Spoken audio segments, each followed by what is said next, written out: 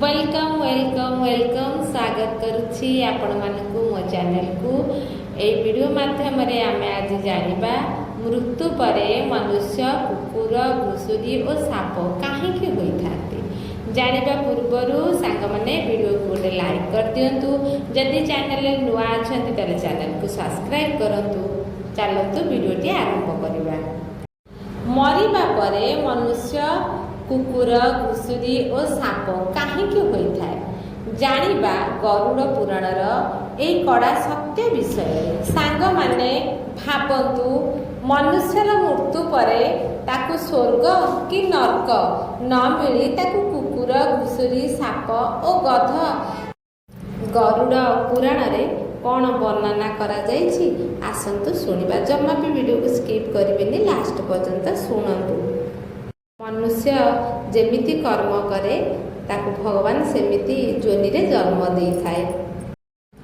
तो कौन हेबो जदि आजी आपण जे भूल काम करूछंती तार फल आपण को आगामी जन्म रे पशु होई भोगिबा को पड़िबो। तेबे आपण से काम को कौन पुनर्बार करिवे? गरुड़ पुराण रे लेखा अछि सबु पापर दंड अछि। सेही दंड केवल नरकरे नुहे बर आगामी जन्म रे मिली थाए।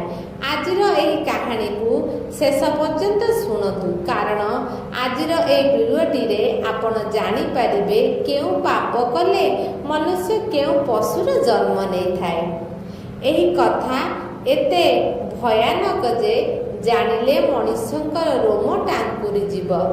गरुड़ पुराण अनुसार जेबे कौनसी मनुष्यर मृत्यु होइथाए जमदूत माने तार आत्मा को जमपुर को नहीं जाती। सेठारे ता जीवनर गोटी गोटी क्षण ताकू देखा जाइथाए। से कौन खाइछि कौन कहिछि काहाकू धोखा देइछि काहाकू मारिछि काहाकू दुख देइछि सब किछि लुचि रुहे नाही। जमपुरर नियम अनुसार जी जेमिति कर्म करिब सी सेमिति फल पाइब। हाँ एटा मध्य सत्य किछि आत्मा को सीधा मानव रूप मिले नाही बरं सेमानकु सीधा पशु जोनि को पठा जाई थाए। गरुड़ पुराण अनुसार मानव जीवन को पवित्र करी रखिबा पाई जो पापर उल्लेख करा जाइछि सेथिरे मांस भक्षण अनावश्यक हिंसा अंतर्भुक्त। जो व्यक्ति निजर जीवर स्वाद और मनोरंजन पाई निर्दोष जीवन को मारी थाए सेमानक पीड़ा को अणदेखा करिथाए। एमिति मनुष्य आगामी जन्म रे कुकुड़ार जन्म नहीं थाए एवं प्रतिदिन भय असुरक्षित और मृत्युर आशंका साथी रे बंची थाए। ताकू सखाळु जबरदस्ती खुआ जाई थाए मोटा कराई जाई थाए पुणी अचानक काटी दिया जाई थाए जेमिति सी अन्यर प्राण नेइथिला। गरुड़ पुराण एहाकू कर्मर फल एवं तीव्र प्रतिफल बोली कहिथाए। एहा परे द्वितीय पाप विश्वासघातक लालसा एवं कपटरे जोड़ी होई रहिछि। जो व्यक्ति निज परिवार मित्र विश्वासकारी को धोखा देइथाए मिछर सहारा देई लाभ उठाई थाए एवं निज स्वार्थ को सर्वोपरि रखी थाए एहीपरि लोकंकर आगामी जन्म कुकुर रूपरे होइथाए। कुकुर जोनिर आत्मा भोक असुरक्षित और अपमानजनक अवस्था घूरी बुलुथाए। से द्वार द्वार बुली थाए सेही समाज रु ताकू तिरस्कार मिली थाए जो समाज को से पूर्व जन्म रे छल करिथिला। एही जन्म आत्मा को कृतज्ञता एवं सत्यतार मूल्य देखाइबा पाई मिली थाए। तृतीय पाप बहुत गंभीर ताहा काम बासना परस्त्री आगमन एवं स्त्रीर अपमान ଯେଉଁ ସ୍ତ୍ରୀ ବା ପୁରୁଷ ନିଜ କାମନା ପୂରଣ କରିବା ପାଇଁ ମଜବୁରିର ବାହାନାରେ କାହାକୁ ଶୋଷଣ କରନ୍ତି, ମାନସିକ ଓ ଶାରୀରିକ ପୀଡ଼ା ଦିଅନ୍ତି, ସେମାନଙ୍କ ଆତ୍ମା ଆଗାମୀ ଜନ୍ମରେ ଘୁଷୁରୀର ରୂପ ନେଇଥାଏ। ଘୁଷୁରୀର ଜୀବନ ମଇଳା ଓ କଚରା ପ୍ରତୀକ, କାରଣ ଯିଏ ପୂର୍ବଜନ୍ମରେ ମର୍ଯ୍ୟାଦାର ଉଲ୍ଲଂଘନ କରିଥାଏ ତାକୁ ପରଜନ୍ମ ମର୍ଯ୍ୟାଦାରୁ ବଞ୍ଚିତ ଜୀବନ ମିଳିଥାଏ। ଗରୁଡ଼ ପୁରାଣ ସ୍ପଷ୍ଟ ଭାବରେ କହିଥାଏ, ଚରିତ୍ରହୀନର ପରିମାଣ ଚରିତ୍ରହୀନ ହିଁ ହୋଇଥାଏ। ଚତୁର୍ଥ ପାପ ଅହଙ୍କାର ଏବଂ ମାତା ପିତା ପ୍ରତି ଅନାଦର, କାରଣ ଏହି ପାପ ମାନବ ହୃଦୟର ମୂଳ ସଂସ୍କାରକୁ ହିଁ ନଷ୍ଟ କରିଦେଇଥାଏ। ଯେଉଁ ମନୁଷ୍ୟ ନିଜ ମାତା ପିତାଙ୍କ ସେବାକୁ ବୋଝ ବୋଲି ଭାବିଥାଏ ସେମାନଙ୍କ ତ୍ୟାଗକୁ ଭୁଲି ଯାଇଥାଏ, ଅଭିମାନରେ ଏତେ ବୁଡ଼ି ଯାଇଥାଏ କି ନିଜ ଜନ୍ମମାତାଙ୍କ ମୂଲ୍ୟ ବୁଝିପାରେ ନାହିଁ। ସେମିତି ଆତ୍ମା ଆଗାମୀ ଜନ୍ମରେ ଗଧର ରୂପରେ ଜନ୍ମ ହୋଇଥାଏ। ଗଧର ଜୀବନ ନିରନ୍ତର ଶ୍ରମ, ଥକାନ ଓ ଉପେକ୍ଷାରେ ଭରି ରହିଥାଏ। ସେ ଦିନ ରାତି ବୋଝ ଉଠାଇଥାଏ, ମାଡ଼ ସହିଥାଏ, ପୁଣି ମଧ୍ୟ ତାର କେହି ଚିନ୍ତା କରନ୍ତି ନାହିଁ। ଗରୁଡ଼ ପୁରାଣ କହିଥାଏ, ଯେଉଁ ମାନବ ମାତା ପିତାଙ୍କ ଋଣ ବୁଝି ନଥାଏ ସେମାନଙ୍କୁ ଆଗାମୀ ଜନ୍ମରେ ବୋଝ ଭାର ବୋହିବାକୁ ପଡ଼ିଥାଏ, ଯେଉଁଥିରେ ନା ସମ୍ମାନ ରହିଥାଏ ନା ବିଶ୍ରାମ। ପଞ୍ଚମ ପାପ ଭୟ ଖେଳାଇବା, ମିଛ ଆରୋପ ଲଗାଇବା, ଧୋକା ଦ୍ୱାରା କୌଣସି ନିର୍ଦ୍ଦୋଷର କ୍ଷତି ପହଞ୍ଚାଇବା, ଶବ୍ଦରେ ଦିଆଯାଇଥିବା ଘା ଅସ୍ତ୍ର ଦ୍ୱାରା ଦିଆଯାଇଥିବା ଘା ଠାରୁ ଗଭୀର ଅଟେ।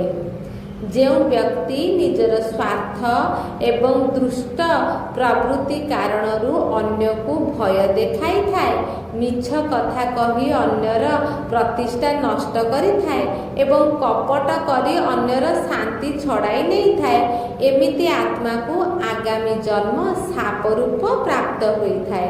ସାପର ଜୀବନ ସର୍ବଦା ଭୟ ଓ ଏକୁଟିଆରେ କଟିଥାଏ।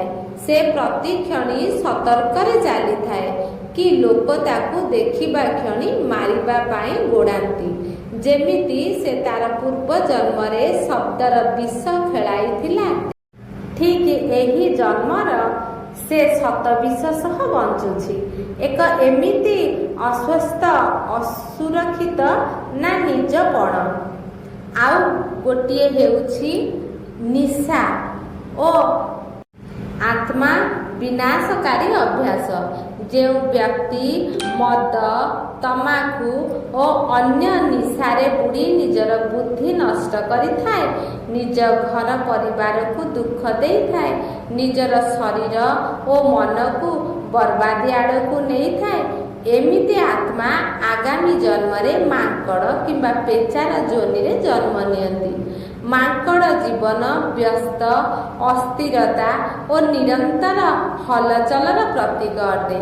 ସେ କେବେ ଗୋଟିଏ ଜାଗାରେ ରହିପାରେ ନାହିଁ। ଯେମିତି ନିଶା କରୁଥିବା ବ୍ୟକ୍ତି ମନରୁ କେବେ ସ୍ଥିରତା ପାଇନଥାଏ, ଅନ୍ୟପଟେ ପେଚାର ଜୀବନ ମଧ୍ୟ ଅତ୍ୟଧିକ ଏକଲାପଣ, ଅହଙ୍କାର ପ୍ରତୀକ ଅଟେ। ପେଚା ରାତ୍ରିର ଶୂନଶାନରେ ବଞ୍ଚିଥାଏ ଓ ପ୍ରକାଶରୁ ଦୂରରେ ରହିଥାଏ। ବିଲକୁଲ ଏମିତି ନିଶାସକ୍ତ ମନୁଷ୍ୟର ଜୀବନ ମଧ୍ୟ ପ୍ରକାଶ, ବିବେକ ଓ ସତ୍ୟତା ଠାରୁ ବହୁ ଦୂରରେ।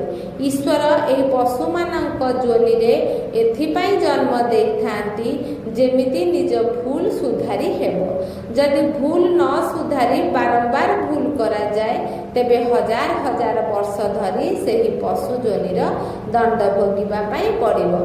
ଗରୁଡ଼ ପୁରାଣ ବର୍ଣ୍ଣିତ ମାନବ ଜୀବନର ଦୁର୍ଲଭ କେତେକ ଅଗଣିତ ଯୋନି ଓ ଅଗଣିତ ଯାତ୍ରା ପରେ ମାନବ ଜୀବନ ମିଳିଥାଏ। ତେଣୁ ମାନବ ଜୀବନର ପ୍ରତ୍ୟେକ ମୁହୂର୍ତ୍ତରେ ଭଲ କର୍ମ କରିବା ଉଚିତ।